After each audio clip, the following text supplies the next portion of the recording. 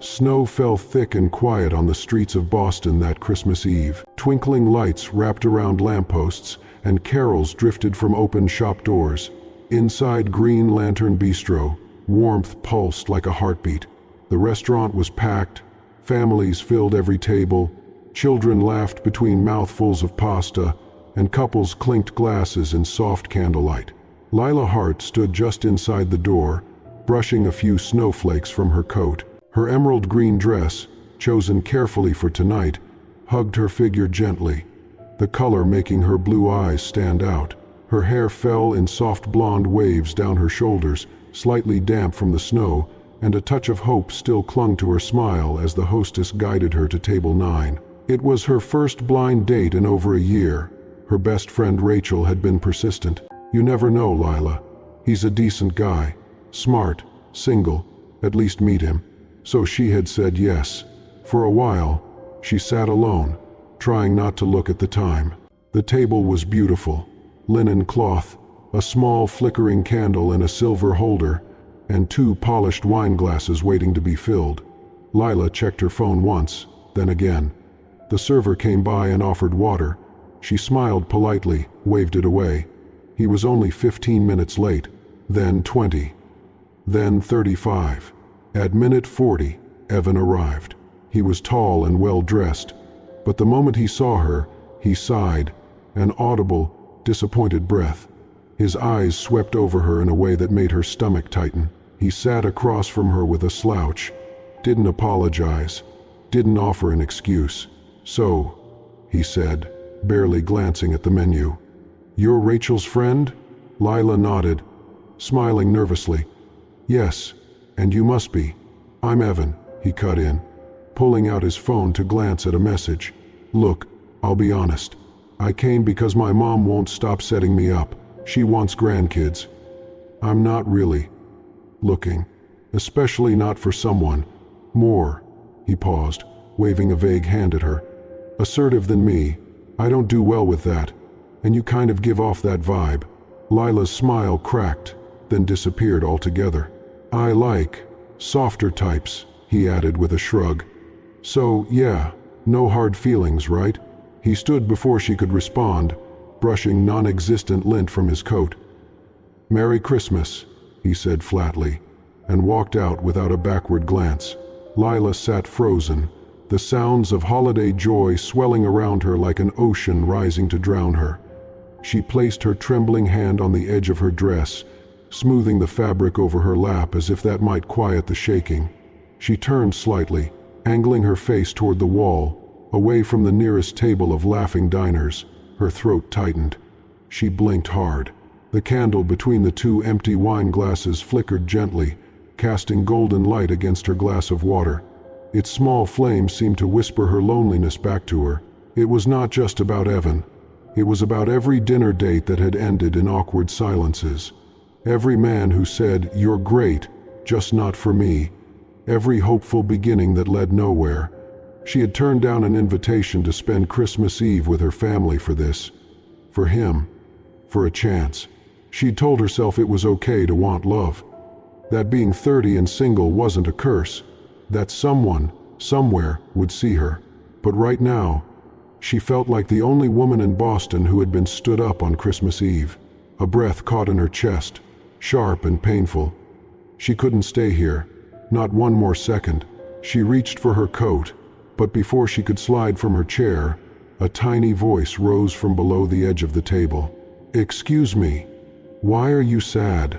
Lila looked down, startled.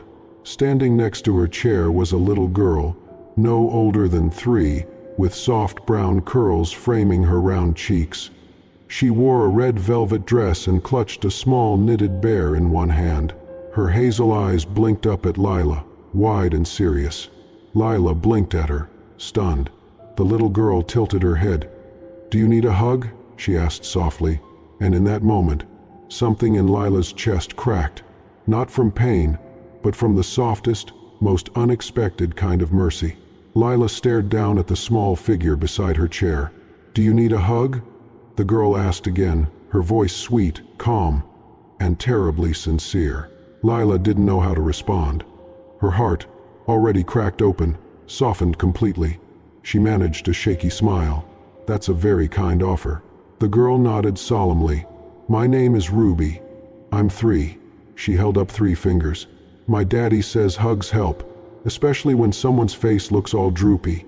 A soft chuckle escaped Lila before she could stop it. She blinked quickly, not trusting herself to speak. A voice came from a few feet away. Calm, low, careful. "Ruby." Lila turned her head. A man stood near a table just a few steps behind them. He was tall, easily over 6 feet, with short, dark hair and a strong, gentle presence.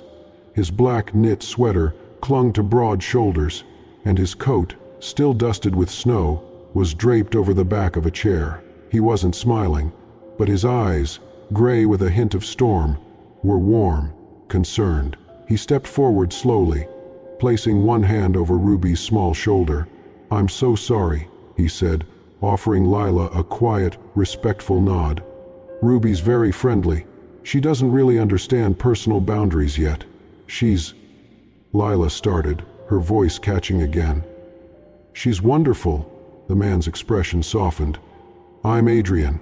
Adrian Hale." Lila hesitated, then nodded. "Lila." Adrian looked at her for a moment, as if taking in the red around her eyes, the candle still flickering between the untouched wine glasses and the slight tremble in her hands. Without a word, he reached into his coat pocket, pulled out a small pack of tissues, and set one gently on the table in front of her. He didn't touch her, didn't crowd her, just placed it there and stepped back. A kindness so simple it made her throat tighten all over again. Then he crouched beside Ruby, getting eye level with her. "Sweetheart," he said gently, "sometimes grown-ups feel sad, and that's okay. But when someone's sad, we have to be extra kind and very gentle with them. Can you remember that?" Ruby nodded slowly. "I was being gentle. I didn't jump on her." Adrian bit back a smile. "You were very gentle."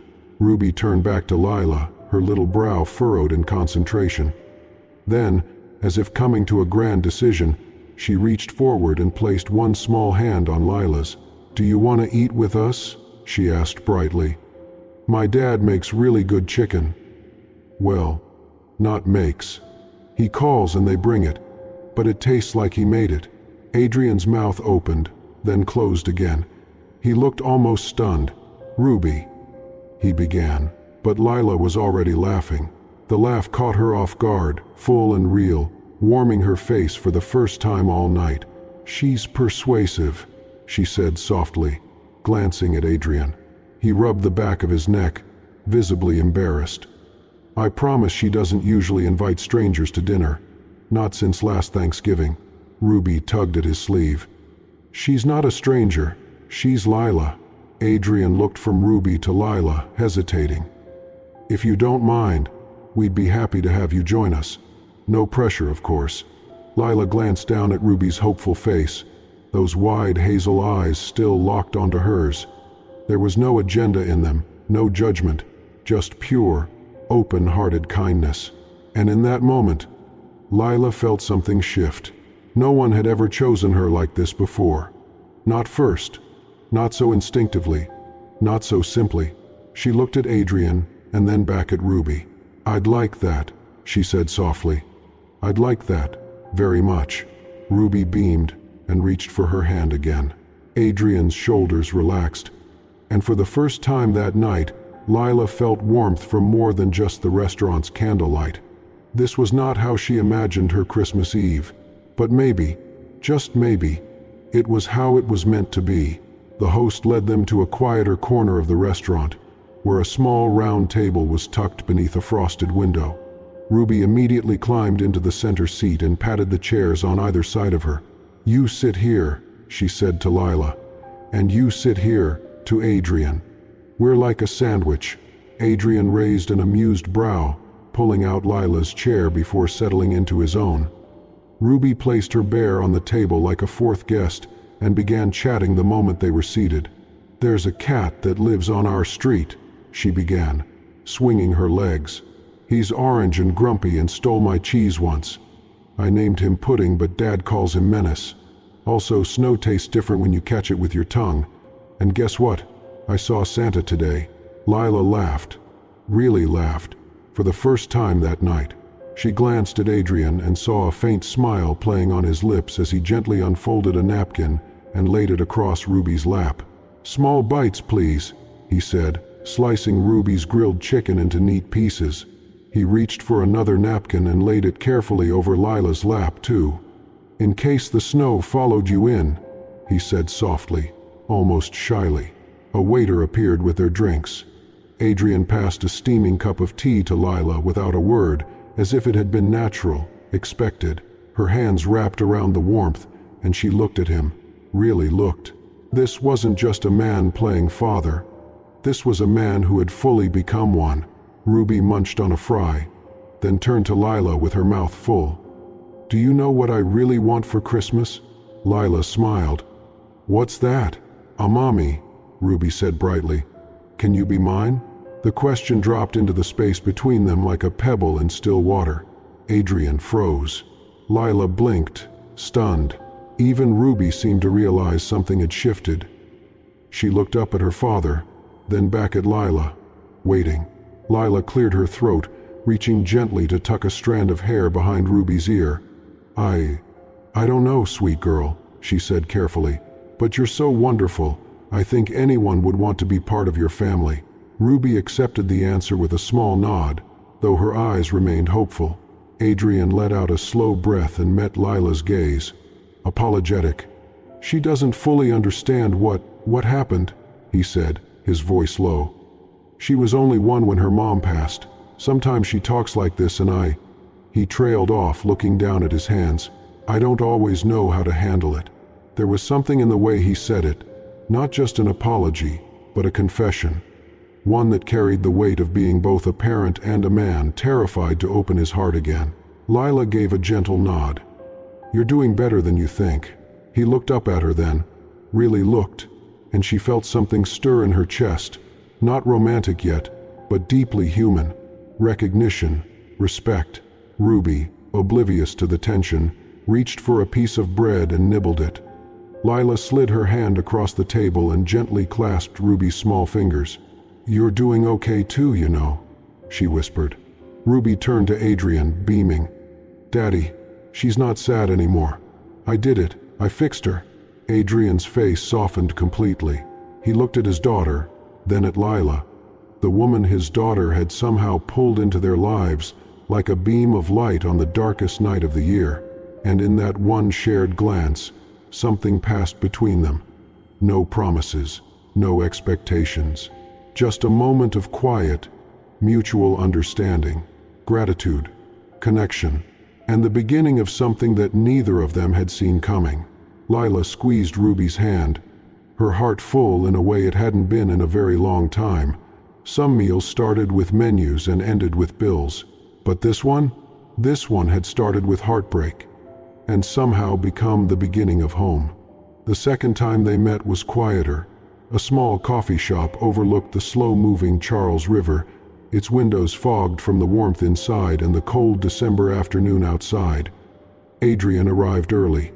Lila was already there. They chose a corner table by the window. No one else was around except a young barista humming a carol softly. Ruby was with Helen for the afternoon. Adrian held his cup in both hands and looked at the water, silent for a long while before he spoke. "Her name was Lena," he began, voice low. "We met in college. She was wild and brave and always late." A slight smile tugged at his lips, but it did not reach his eyes. 3 years ago she was hit by a drunk driver. Just like that she was gone. No goodbyes. Ruby was still learning how to say mama. Lila said nothing, but her hand curled gently around the ceramic mug in front of her. "I did not know how to grieve and be a father at the same time," Adrian continued. "So, I did the only thing I knew.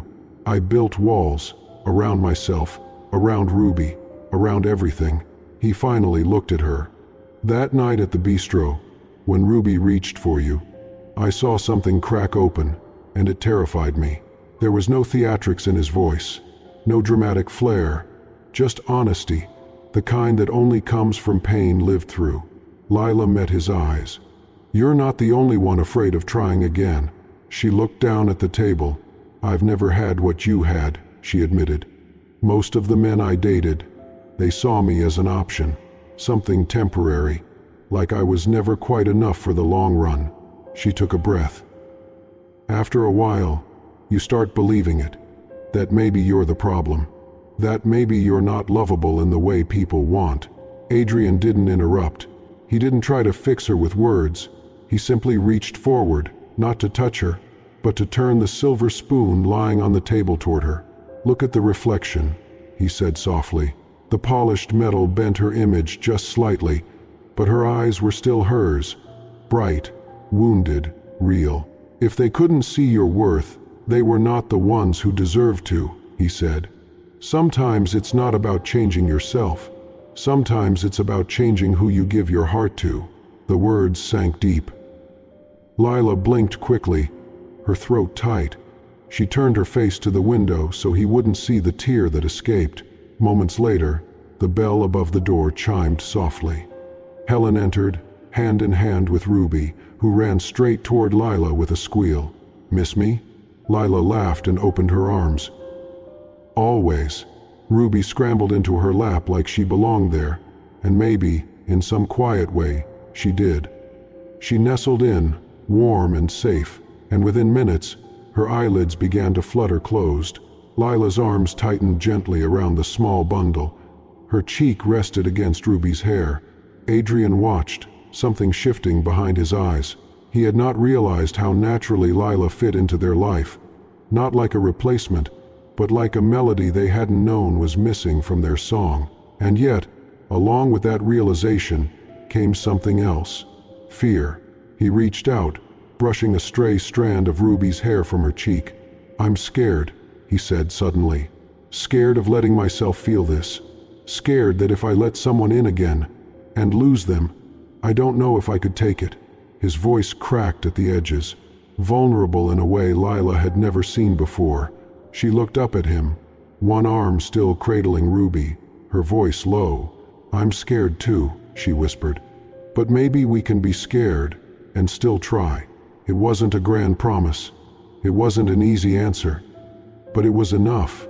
Outside, the river glistened beneath a fading sky, and inside that quiet coffee shop, something small, delicate, and real began to grow. Not loud or perfect, but honest. Something like hope. In the weeks that followed, Lila became a gentle presence in the rhythm of Adrian and Ruby's life. It started with small things. A bedtime story, where she did all the voices, witches, wolves, and a grumpy dragon Ruby named after her neighbor's cat. Then came mornings, when Lila helped Ruby find a missing sock or tied her ponytail just right. 2 loops and a twist, not too tight. Sometimes Adrian stood in the hallway, coffee in hand, watching Lila lean down to kiss the top of Ruby's head before zipping her coat. They would walk her to preschool together, the 3 of them laughing in the crisp air, Ruby skipping between them, swinging their hands. There were no labels, just quiet warmth. A routine that began to feel like home. Adrian, normally guarded, started noticing things. The way Lila tilted her head while listening to Ruby's stories. How calmly she handled tantrums, not with lectures, but gentle presence. How she'd silently place a glass of water beside his laptop during late work nights. She fit, not like a guest, like someone who had always belonged. Then, one Saturday, Helen arrived. Adrian's mother was sharp, elegant, and rarely needed to raise her voice. She came bearing gifts for Ruby and expectations wrapped just as tightly. Lila greeted her warmly. Helen returned the courtesy, but with watchful eyes. At first, she stayed reserved, watching as Lila helped Ruby with a puzzle. But as the visit unfolded, her scrutiny softened. She noticed the quiet gestures, Lila wiping chocolate from Ruby's chin, reminding her to say, "Please." And most telling of all, the way Ruby reached for Lila's hand without thinking. Later, in the kitchen, while Lila refilled a juice glass, Helen turned to Adrian. "She's gentle," she said softly. Ruby responds to that. Adrian only nodded. Helen looked toward the kitchen, then added, "Just make sure fear doesn't keep you from seeing what's already growing." It was at preschool that things shifted again. Adrian picked up Ruby one afternoon. Her teacher, Miss Carr, smiled as she handed him a crayon drawing of stick figures. "This is Ruby's family," she said. She told the class it's her dad, her grandma Helen, and... She flipped the paper. In wobbly letters it read, "And my new mommy, Lila." Adrian stood frozen. Lila hadn't asked for that. She hadn't even been there. And yet, she was the name Ruby chose. When Lila heard about the drawing later, she didn't speak. Her lips trembled. Her eyes shimmered. She rarely cried. But this gentle undoing, was too much to hold. That night, she stood by her bedroom window, watching snow fall like it had that first night. She realized she was in deep. Not just with Ruby, with Adrian, too. And that scared her more than she could admit. She began pulling back, just a little. She declined dinners, shortened visits, answered texts slower. Adrian noticed. He didn't press.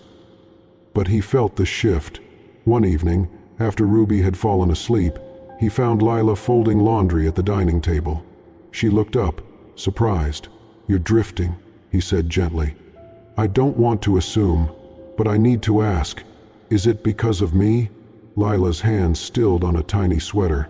"I think I'm falling for this life," she said. "For her, for you, and I'm terrified I'm not enough." Adrian walked over, slow and steady. "You don't have to be perfect," he said quietly. "You just have to be real." She looked up at him, and for the first time, neither of them looked away. They were two people standing in the middle of something unexpected, something fragile, maybe, but honest. The kind of real you could build a home around. The holiday fundraiser was held at the historic Belmont estate, a grand, glittering affair hosted by friends of Adrian's late wife. It was a sea of polished shoes, champagne flutes, and polite smiles. Lila stood beside Adrian in a navy blue dress, her hair curled gently over her shoulders. Ruby twirled nearby in a sparkly gold dress, her cheeks flushed with excitement. Everything was going fine, until it wasn't. Ruby ran up to a small group of adults, laughing, and proudly declared, "That's my mommy," pointing to Lila without hesitation. The words, innocent and bright, sliced through the air like glass. The women in the group smiled politely, some exchanging glances. One of them whispered something under her breath. Adrian caught the name Lena. He froze. Before Lila could react, Adrian reached for her arm and gently but firmly pulled her aside, guiding her down a quiet hallway, away from the chandeliers and murmurs. His voice was low but trembling. I am sorry. I did not expect that." Lila blinked, unsure where this was going. "She's just a child," she said softly.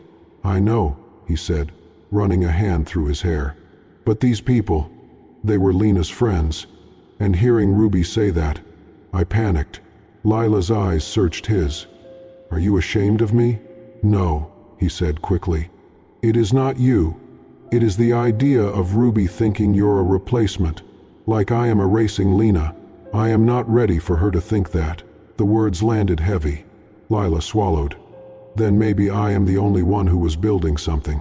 She turned, walked back through the party alone, her steps steady, but her heart cracked in two. Adrian did not follow. That night, Lila sat by her window, watching snow tap gently against the glass. She placed her hand on her chest, where it ached, not because of the rejection, but because she finally understood. She had let herself be chosen, and it hurt to feel unchosen again. The next morning, a soft knock came at her door. She opened it to find no one, only a small envelope taped gently to the handle.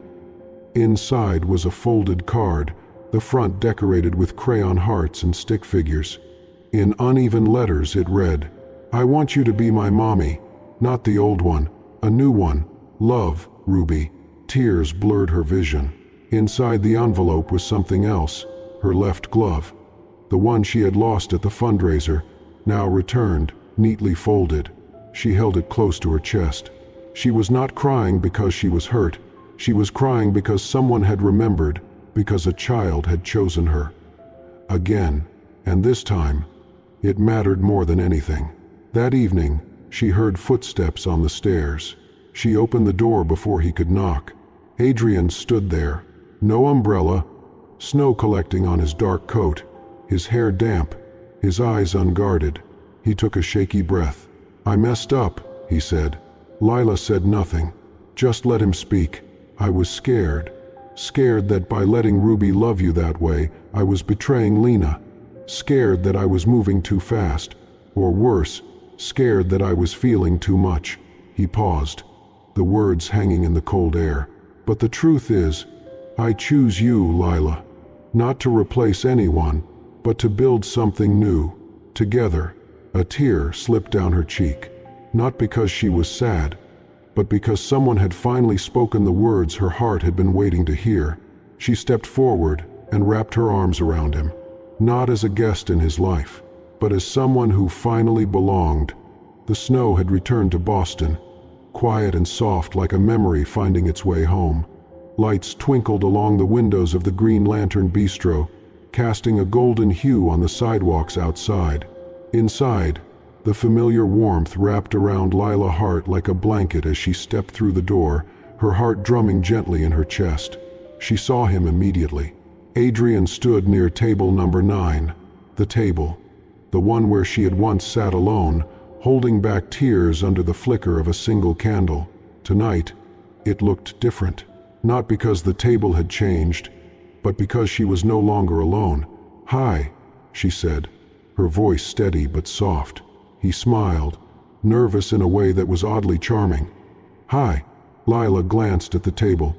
2 place settings, and a third smaller one with a coloring book and a set of crayons neatly arranged. Adrian gestured to the chair across from him. "I thought it was time to come full circle." She sat down, brushing a loose curl behind her ear. "You remembered the table." "I remembered the woman who sat here," he said, "and how she chose to stay, even when the night could have broken her." The waiter brought hot cider for both of them and a bowl of macaroni for the little girl who would soon be joining them. Adrian took a slow breath. "I didn't bring a ring." Lila blinked, slightly taken aback. "Because I'm not asking for a proposal," he continued. "I'm asking for something more than that." She held his gaze. "Lila, will you become our family? Not as a replacement, not as someone to fill a gap, but as the woman who makes our lives more full, more real, more home."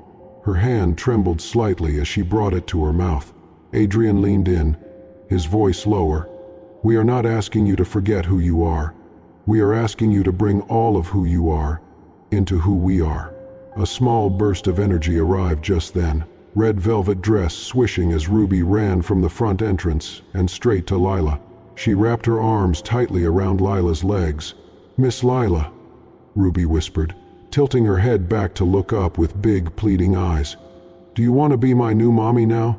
Lila bent down slowly, her eyes already brimming. "I've been waiting for you to ask," she whispered, and then she nodded. "Yes. Yes to the little girl who chose her twice. Yes to the man who had the courage to open his heart again. Yes to the family she never thought she would find."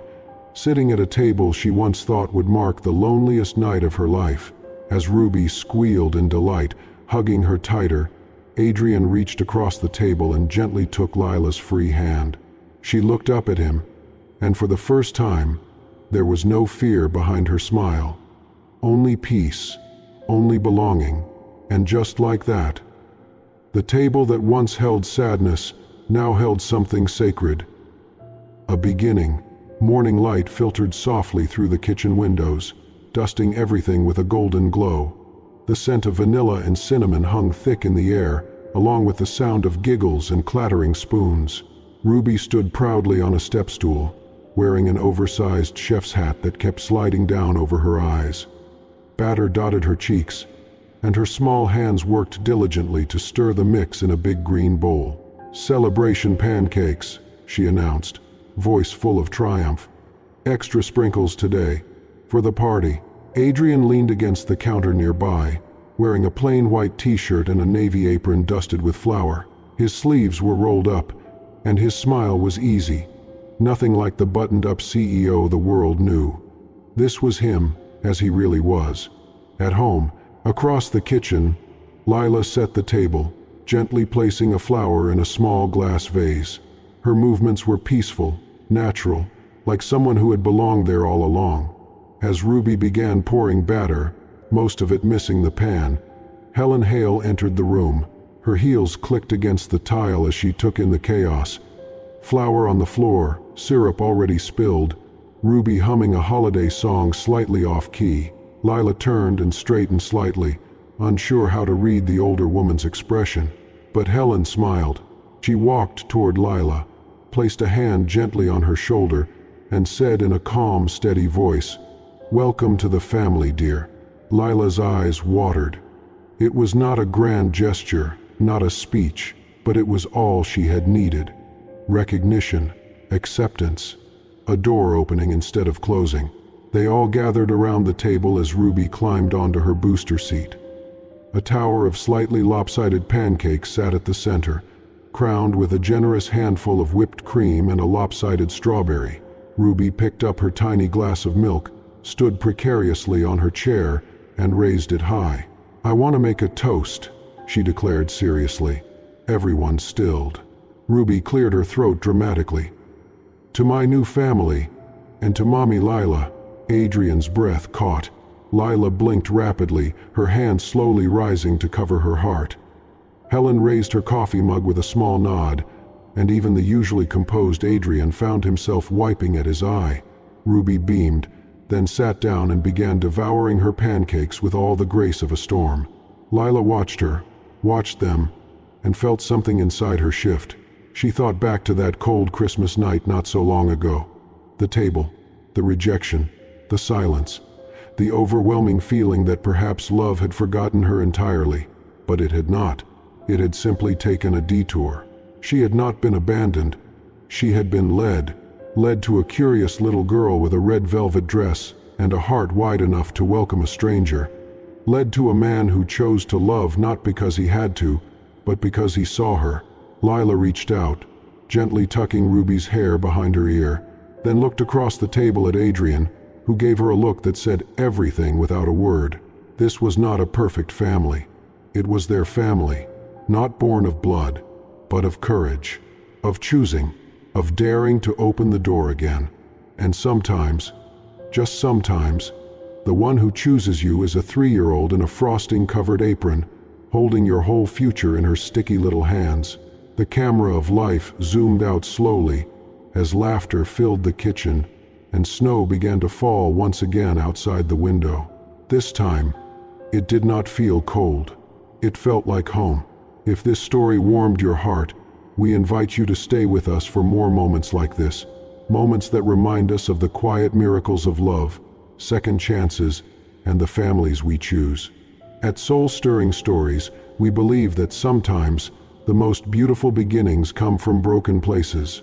If Ruby, Lila, and Adrian's journey touched you, don't forget to hit that hype button to show your love, and subscribe to our channel for more heartfelt stories that heal, inspire, and remind you that you're never truly alone. Thank you for watching. We're grateful to have you here.